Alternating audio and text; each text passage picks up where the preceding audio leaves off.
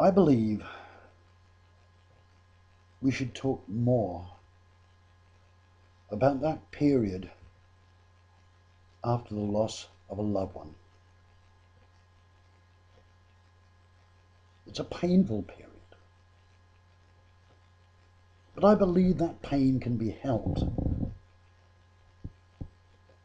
if we can let folk know in advance that these are some of the symptoms, the actions and the feelings that occur during that period. Actions and feelings that you have which make you feel you don't know yourself. You don't like that self that you see. Jealousy. You've never been jealous in your life. And yet you look out the window and see your neighbours walking by, husband and wife, holding hands, talking to one another, and you're jealous of them. I went to the supermarket one day and I picked up my basket. It is a basket now. It used to be a trolley Sarah and I would push around and discuss what we were going to buy. Now it's a basket and small packs, dinner for one, and you look around you and well, I did. I looked around and I saw couples together with their basket discussing what they were buying, laughing and talking with one another, and I was jealous. And I dropped the basket where I was and ran out of the shop. It's only since speaking to other people that I know that jealousy is very, very common as a symptom of grieving.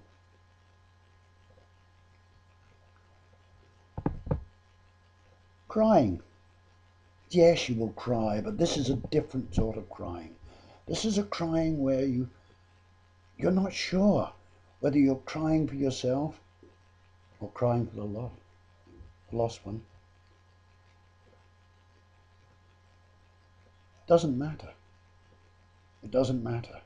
It's just part of grieving, and there is nothing wrong with it.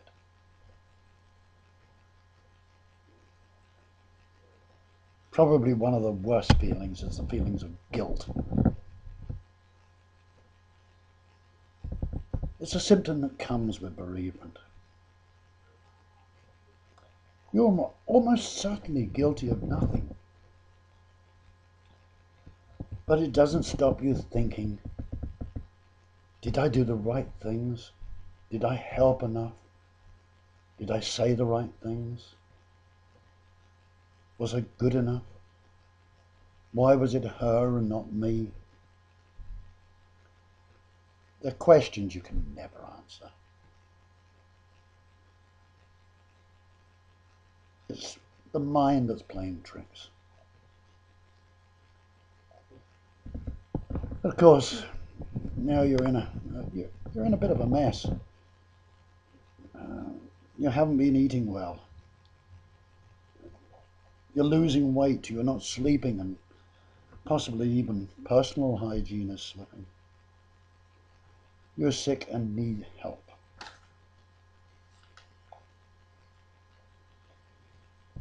You don't want to ask for help from your family and friends, although they've offered it and they continually offer it. But you can turn to your doctor. Your doctor will know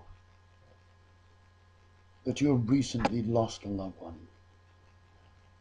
Your doctor will know how to help you. It'll probably be pills, antidepressants. You never wanted to take antidepressants. You've heard such terrible things about antidepressants. But there is a time and a place for everything. And if the doctor believes that this will help you, Try it. The danger of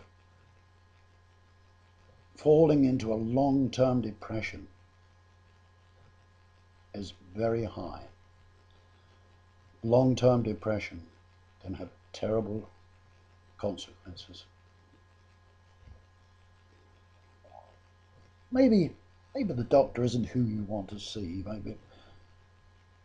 but there was the local minister or vicar or that man at the church. Man at the church, it's a man of the church. They're caring people. Now, it doesn't matter if you've never attended their church. They will welcome you in. It doesn't matter if you're an atheist. They will welcome you in. They will not try and talk you into giving your soul to some higher God. They've spoken to many, many people in similar circumstances. They are there to help. They want to help, and they can help you. You must trust others. Eventually, this period of pain will ease itself into the background. You'll pass through the period. Prolonged grieving is not a good thing. You'll never forget that loved one. No, never. I believe there's little compartments up there in the mind, and each of these little compartments has a part of your life in it. You were a baby, that's up there. You were a school child, that's up there. You were a teenager, that's up there. You met the person you were going to marry, that's up there. You got married, that's up there. Your whole life is in little compartments that as you move on through life, you move into another new compartment. And the new compartment you moved into was the loss. You've got to close that door and move on to the next little compartment, which is the rest of your life. Don't worry. You will always be able to go back and open that door into that compartment. You will never forget. But life is for the living.